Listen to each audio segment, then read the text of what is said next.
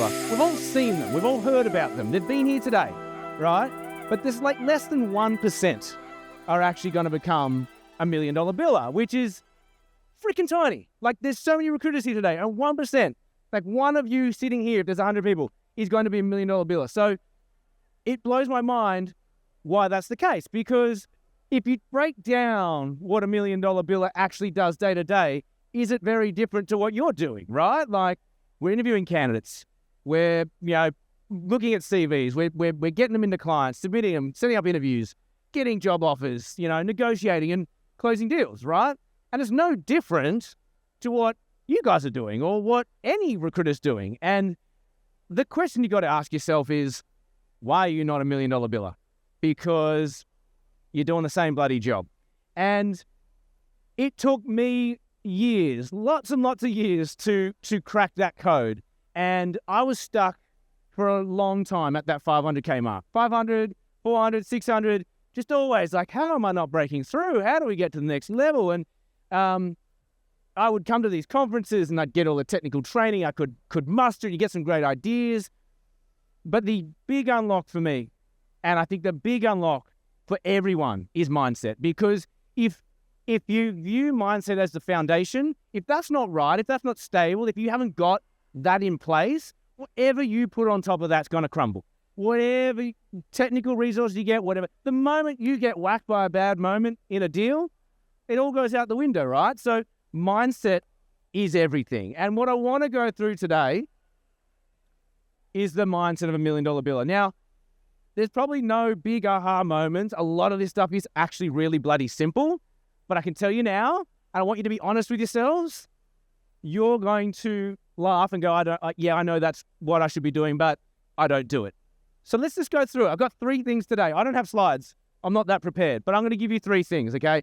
And the first area that I want to cover is, are you set up for success? And you can answer that any way you want, because what success looks like to you is going to be different to me and everyone else. But are you set up for success? Okay? Now, I go like basic level. Like, I'm going like, literally, did you get 8 hours sleep last night? It's fucking basic, right? And a lot of people are nodding their head. No, I didn't get 8 hours sleep last night. And it's a cheat, because I know we had to get up here early. But we all know how good we feel after 8 hours sleep. And when you've had 8 hours sleep, how much more equipped are you to handle the day? How much quicker is your brain at responding to clients' objections? How much quicker are you to get things done? So for me, like, there's some metabolic baselines that people ignore. And don't try and do any of my other steps or anything you've learned today if you don't get the fundamentals right. 8 hours sleep, 2 liters of water a day, and a walk.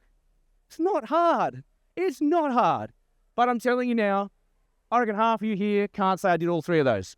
I'm not going to ask, but there you go. Get that bit right. And the good news is, guys, you can all do this in the next 24 hours. Everyone can do that, right? 1% are going to be $1 million billers. 100% can get 8 hours sleep, drink 2 liters of water, and go for a walk. That's where we want to start. In terms of, are you set up for success? The other things that I see a lot of recruiters fall on is they don't believe they can be a $1 million biller. They do actually believe you can be a $1 million biller. You ask yourself that. Do you think it's possible? A lot of people go, I want to be a $1 million biller, but I don't believe I can be a $1 million biller. And if you can't believe it, I tell you now, your behaviors will come out in weird and gross ways to prevent you becoming a $1 million biller. She gets it. And that's a whole nother topic, right? I just want to give you the things that are going to be the foundations here. And the last one, this one's really like a post-COVID thing. We're all working from home now. We still go to the office maybe 3 days a week. There's probably a few here to go 5 days a week, but I'm guessing most of you have a day or 2 at home. And I want to ask, are you set up for success at home? Are you just sitting at the kitchen counter? Are you sitting with a dog barking in the corner? Are you on the couch like this? That's not a fucking $1 million pose. This is a $1 million pose. And you can't do that from your couch. So are you set up for success? That is the first thing. And it'll be different to everyone, okay? But use that as a framework. Are you set up for success? The second area I want to get into, and this is not talked about at all, but I'm a huge advocate for it, and I want to give you some context. But the second area, again, do the work that works for you. It's energy awareness. Now, it sounds really hippy-dippy, but it's not. Trust me. I am a type 1 diabetic. I am a celiac. I have autoimmune issues. I'm also ADD as hell. I got too much energy. I need to get out of my body, right? So my week is like this emotionally, right? I look like a duck on water, very steady. My feet are like this under the water all the time. So it took me a long time to realize, and I think, hormonally, people are like this. I think energy, tiredness, like we have big weeks, we have a late night, like this. Some people it's worse, some people are pretty steady. But designing your calendar to fit in with that energy flow is way easier than trying to cram everything in and just ignore the energy. Because what we don't want is to get to the end of the week and be absolutely buggered. Because I bet you most of us feel that way. You get to Friday and you just want to stop everything and go to bed and fall in a heap. That's not good energy control, right? We want to be riding the ups and knowing when we're up, what activities are we doing when we're up? Are we on the phone, activated? That's when I cold call. I feel my strongest. I'm at my best. When you feel like that, the Superman pose, when you feel like you're invincible, what tasks should you be doing? Emails? No, not emails, because that will turn you off. But conversely, if we're down, we've had Monday, Tuesday, Wednesday. Let's say you're an introvert, okay? A lot of introverted recruiters, surprisingly. You go to the office Monday, you go to the office Tuesday, you go to the office Wednesday, you are fucked by Thursday. You are so tired, you are so overstimulated, you just need to go. Your batteries are completely depleted, you're in shutdown mode, okay? That's not when you get on the phone and start cold calling, is it? No, it's not. You do it when you're up here maybe on a Monday, Tuesday. So everyone's going to be different, but the awareness around energy flow and how you feel on varying days and varying times of the day. You might be a morning person. You might be a night owl. Whatever it is, everyone's different. So if you're a biller here, look at your calendar and start with your health. When you're exercising, when you're sleeping, where's the family go, and then put the work in. Because all that stuff should energize you and should actually give you more batteries, okay? So if you get your home stuff right first, put the work stuff into that, and just be conscious of it. You could set that up. I tweak with this thing every week. Just ask Bess. I don't know where she is. She's like, the moment you worked out that the calendar, hacking your energy levels on your calendar, that was when I became $1 million biller. Because I knew when I could handle the shit. I knew when not to handle the shit. So do your own work on that. And that's an ongoing thing. You'll set it up and it will mostly work. Then you'll go to the next week and go, this bit sucked. Can I just move that over there? Okay, third week, that's really not working. I'm so tired by Friday. You get the point, okay? So that's area 2, energy awareness. No one talks about it. It might sound silly. I know we've got KPIs and we've got a business. We want to do 9 to 5 and whatever, but just be aware of your own energy levels. How do you best ride them up? How do you best ride them down? And how do you recover? Now, they're the first 2, right? Are you setting yourself up for success? Energy awareness is kind of in the same vein. None of that's technical. I haven't talked about once how to convince a client to do something. I haven't told you once how to do your job, because at the end of the day, if you guys are sitting here and you've done a deal before, you can do $1 million worth of deals, right? But it's about putting yourself in a position to be able to deliver that as best you can every single time. So the third and the final area I wanted to cover today in terms of the mindset of $1 million biller is probably the big one. Do not start looking at this stuff until you can tick off the first one and the second one, okay? Because everyone wants to jump to the quick fix. There's no quick fix ever. The third one here is, and you're going to cringe, the resilience muscle, okay? You have to be absolutely resilient as a recruiter. We know that, right? But how well do we know it? And I want to give you a few little things here, and I'll tell you when to take note. I'm not sure if you guys have heard this. They've done a study recently on the top 25 tennis players in the world. And if you compare the top 25 tennis players in the world, their skill levels, their serves, their volleys, their return hits, their fitness level, they are actually, you can't pick them apart. You cannot pick them apart, right? Their skills are all so high, it's insane. But why? They wanted to find out, why is there consistently a top 5 group of tennis players that can't be budged out of there? What makes them better? Because skill-wise, their serves are not even necessarily bigger. Their returns are not necessarily as strong. But why are they at the top? And they worked it out. And this is where the fascination comes, because that top 5 tennis players of the world, they are the elite. They are the best of the best of the best. And if we're talking about $1 million biller, we're talking elite. That less than 1%, the best of the best of the best, okay?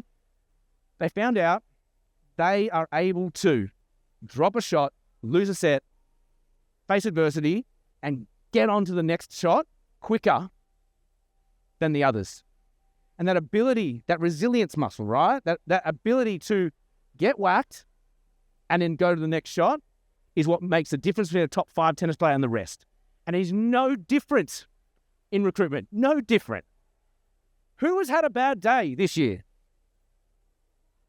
Bullshit. You had a bad fucking moment and you made it an entire day. Let that land. That was not a bad day. Whenever you have a bad moment, a candidate doesn't take your deal. Fuck you, candidate. A client doesn't accept your terms. Fuck you, client. That's the moment. We should move on. But we don't. We stop around the office. I didn't make that fucking deal. We stomp around the office. Fuck, I hate clients. I don't even want to do recruitment. And it's a whole day. You take it home. You talk to your spouse. Fuck that day. We all do it.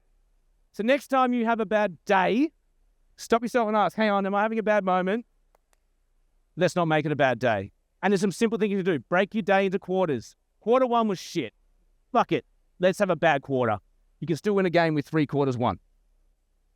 So break your day up into quarters. Don't have a bad day, have a bad moment. You're allowed to have bad moments. What people don't tell you when you reach for the stars, when you want to become $1 million biller, what do you think? You think $1 million. You think dollars, you think commission, you think holidays, you think whatever, ego, whatever it is. What no one warned you about, and Pete and I had a great conversation about this not too long ago. If he's on a path, you watch out, he's on a great fucking path. He's going from here to here.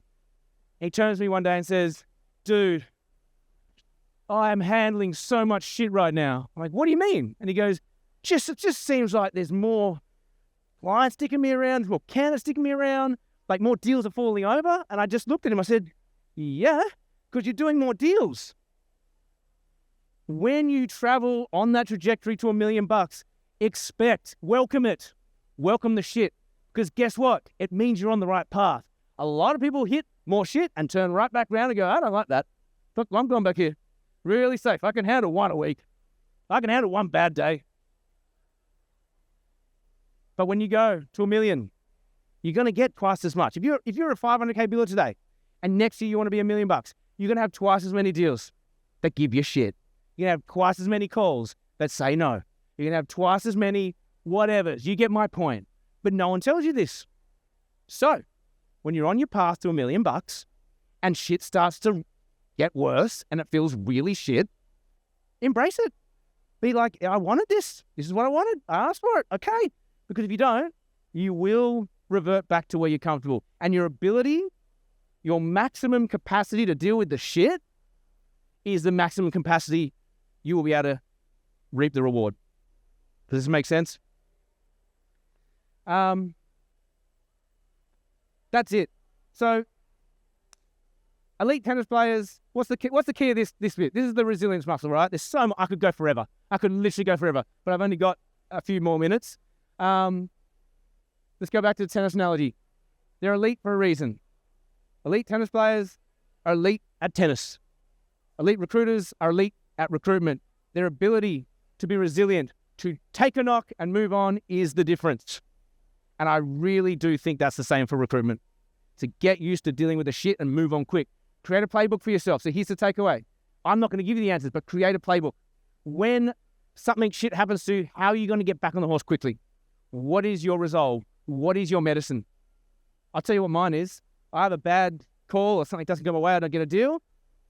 I sit there for 10 seconds, let it flow through me.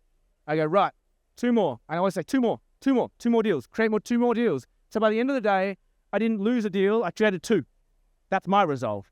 It might be Ryan Serhant, if you know that guy, the $1 million listing guy. He says, put it in your calendar for 30 days from now. Just write, okay, feel shit in 30 days about the deal that fell over and I'm a big loser and blah, blah, blah, blah. And he puts it in for 30 days' time. So when it pops up in 30 days, he's like, what was that again? And you realize very quickly, you will forget it very quickly. And a month from now, you will not remember this moment. So again, don't turn bad moments into bad days. That's it, guys. Quick recap. Mindset of $1 million biller. Are you set up for success? Energy awareness. Planning a day around that.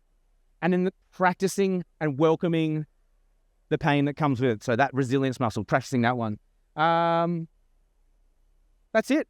And in my view, that is the foundation for $1 million. Then all those other talks you saw today, how to do this, how to be efficient there, that technology, the AI, that can go on top and it's steady fucking footings. And you'll get there. Thank you.